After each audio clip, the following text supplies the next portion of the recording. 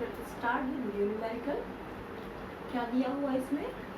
An electron and a proton moving parallel to each other in the same direction with equal momenta. Momenta क्या होता है? P is equal to mv. Enter into a uniform magnetic field which is at right angle to their velocity. Now trace their trajectory in the field. ये आपका question दिया हुआ है. इसमें आपको क्या करना है? आपको जो इलेक्ट्रॉन और प्रोटॉन मैग्नेटिक फील्ड में एंटर कर रहे हैं, जब वो फील्ड में जाएंगे तो वो कुछ ना कुछ फोर्स फील करेंगे अकॉर्डिंग टू द लॉरेंट्ज लॉ. तो यहाँ पर यही बताना है कि जब वो एंटर कर रहे हैं तो वो किस तरह का पाथ ट्रेस आउट करेंगे. वेल, आपने पढ़ रखा है कि जब कोई चार्ज मूव करता हुआ मैग्नेटिक फील्ड में जाता है तो उस पर एक फोर्स लगता है जिसकी वैल्यू क्या होती है? F इज इक्वल टू क्या होती है? Q V B sine theta. ये आपने फोर्स पढ़ रखा है. तो यहाँ पर Q आपका दो केसेस है, एक इलेक्ट्रॉन का केस और एक प्रोटॉन का केस है. V कितना कह रहा है? Enter into a uniform magnetic field, यानी कि B तो दोनों के लिए सेम है. और वेलोसिटी की बात करें विद इक्वल मोमेंटा. वेलोसिटी तो नहीं दिया हुआ लेकिन मोमेंटा जरूर दिया हुआ है यहाँ पर विद इक्वल मोमेंटा, यानी कि हम कहें तो P1 is equal to P2. ये चीज़ें यहाँ पे कुछ दी हुई हैं. तो आपसे पूछा गया है कि व्हाट इज द ट्रैजेक्टरी. थोड़ा सा फिगर बना लेते हैं.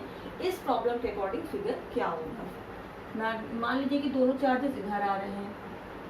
एक की वेलोसिटी है v और दूसरे की वेलोसिटी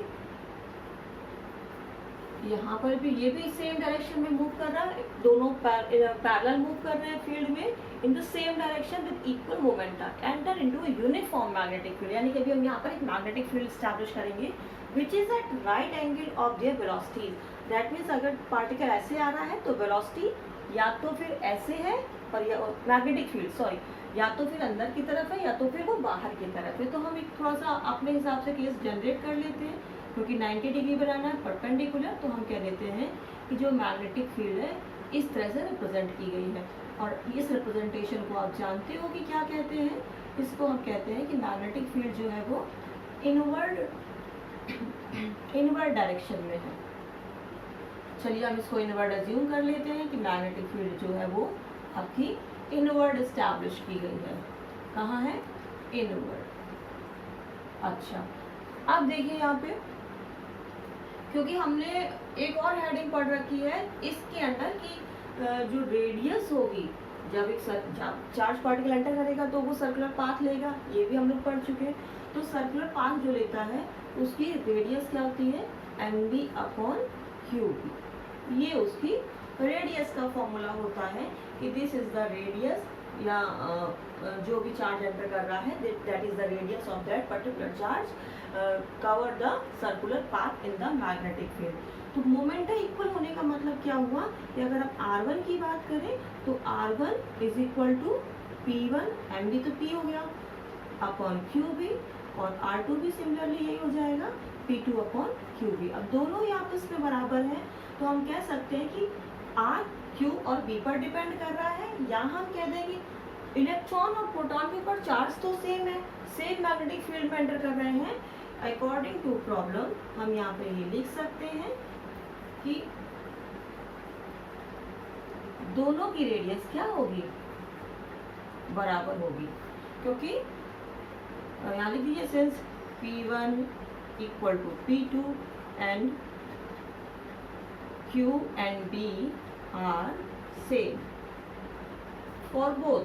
दोनों के लिए सेम है, इसलिए हम कह देंगे कि दोनों की रेडियस भी इक्वल होगी. ये तो क्लियर हो गया कि दोनों सर्कल बनाएंगे और दोनों की सर्कल की रेडियस इक्वल होगी.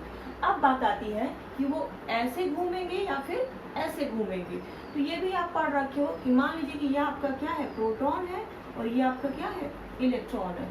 तो यहाँ पर हम फिर से अपना जो हम लोगों ने पढ़ रखा है इसको हम क्रॉस प्रोडक्ट के फॉर्म में लिख सकते हैं ना, क्यू वी क्रॉस बी.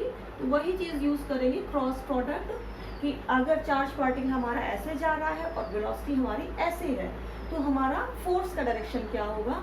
तो हम राइट हैंड को यूज़ कर लें और राइट हैंड को यूज़ करें from first vector to second vector. तो फोर्स का डायरेक्शन हमको मिल जाएगा with the help of thumb. Proton इधर मैग्नेटिक फील्ड हमारी इधर, तो प्लेन कौन सा हुआ, हमारा प्लेन ये हो गया। अब अगर प्लेन ये हो गया तो हमें कहाँ से कहाँ जाना है, फर्स्ट वेक्टर से सेकंड की तरफ, तो फर्स्ट से सेकंड की तरफ, तो थंब हमारा किधर जा रहा है, ऊपर की तरफ, यानी कि इस पे जो फोर्स लगेगा वो ऊपर की तरफ लगेगा। तो यहाँ से जो चार्ज पार्टिकल एंटर कर रहा था बेसिकली वो अब ऐसे ना जाके क्या होगा, ऐसे जाते हुए वो एक सर्किल को कंप्लीट करेगा, and this is the direction. Circle बना लिया। अब इसी तरह इसके लिए हम बात कर लें कि अगर इलेक्ट्रॉन एंटर कर रहा है तो क्या होगा, इलेक्ट्रॉन अगर एंटर कर रहा है तो हमें पता है कि इलेक्ट्रॉन के लिए Q की वैल्यू क्या होती है, नेगेटिव होती है। तो नेगेटिव होने के कारण हम देखेंगे कि अगर V इधर है और B अंदर है तो फिर वही हाथ यूज कर ले राइट हैंड कि V से, हम लोग ने फिर से देखा कि V और B, तो प्लेन हमारा ये हुआ V से B की तरफ, थंब किधर जा रहा है, ऊपर, लेकिन ये चार्ज कैसा है, नेगेटिव। तो नेगेटिव होने के कारण फोर्स का जो डायरेक्शन आएगा वो V क्रॉस B के नेगेटिव आएगा। तो यानी कि कहाँ हो जाएगा फोर्स का डायरेक्शन, नीचे की तरफ, और ये जो हमारा चार्ज पार्टिकल है वो ऐसे ना घूम के ऐसे घूमेगा। Is that clear?